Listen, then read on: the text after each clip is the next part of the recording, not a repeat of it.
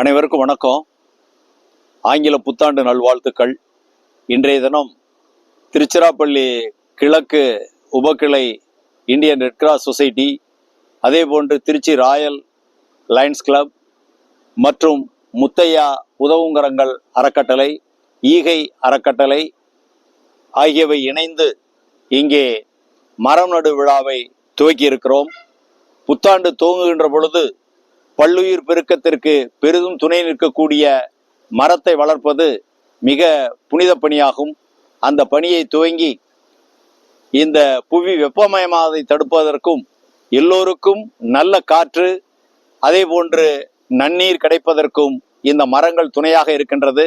எனவே அந்த மரத்தை நடக்கூடிய ஒரு உயர்ந்த பணியை நம்முடைய கூட்டமைப்பு இங்கே செய்து கொண்டிருக்கிறது.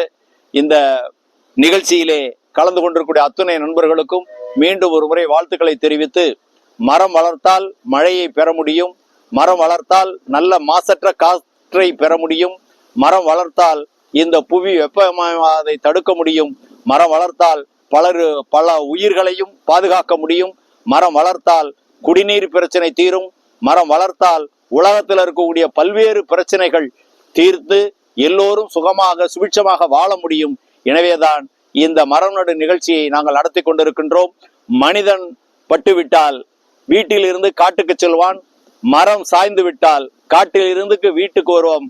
அந்த அளவிற்கு உயர்ந்த ஒரு உயர்தினையான அந்த மரத்தை வளர்த்து இந்த சமுதாயத்தை மேம்பாடடைய செய்வதற்காக Indian red cross society Trichy sub district east மற்றும் லயன்ஸ் கிளப், அதே போன்று royal lions club Trichy, Muthaiya உதவுங்கரங்கள், அதே போன்று ஈகை சிறகுகள் அமைப்பு ஆகிய தொண்டு அமைப்புகள் ஒன்று சேர்ந்து இந்த மர நிகழ்ச்சியை துவக்கி இருக்கிறது.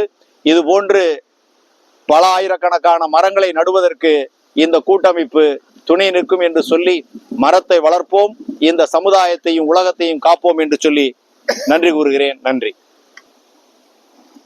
வணக்கம். திருச்சிராப்பள்ளி ராயல் அரிமா சங்கத்தின் தலைவர் பிரசன்ன வெங்கடேசன் பேசுகிறேன்.